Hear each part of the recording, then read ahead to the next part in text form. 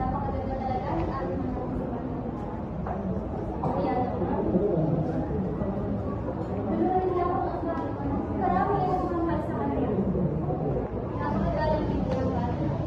Kaya naman, ganun karami din ang nagmamahal sa kanya.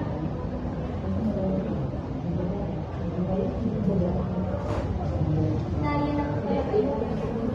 Buenas noches, senyor at senyora. Maligayang pagdating sa tahanan ng mga Santiago de los Santos. Ako nga po pala si Tia Isabel. Ang matandang dalaga, malalay simula sa pagkabata.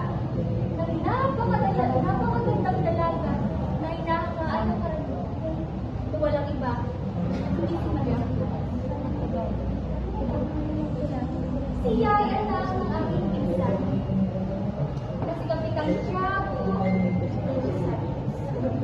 ng kanyang asawa, si Doña Pia Alba. Magmula nang siya ay sila at namatay ang kanyang ina ay ako na ang nagsilbi niyang pangalawang siya. Pinahal ko siya kung parang tunay na anak. Minsan ay hindi ko pinaramdam sa kanya ang sakit at hirap na mawalan ng isang tunay na ina.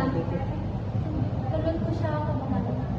Kaya naman, tinulungan ko ang kanyang ama upang mapalaki ko siya ng maayos. Lagi ko siya kasama, lagi nila akong kasama. Sa hirap man, sa ginhawa, kalungkutan man o kaligayahan. Mahal namin ang isa't isa. Ako ay isang babae na malasal, mabait, pasensyosa, at malambing.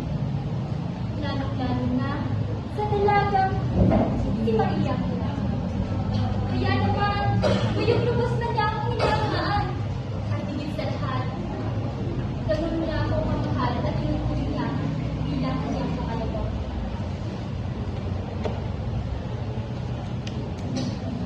Masasabi ko rin na hindi man kami magkadugo ng tunay.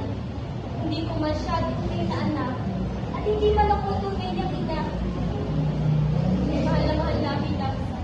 Hindi ko siya kayang ina. Hindi ko siya'y pumanaw. Ako'y naiwan mag-isa. Ang aking sinagawin. Sarili ko nga lang iniwan ako mag-isa.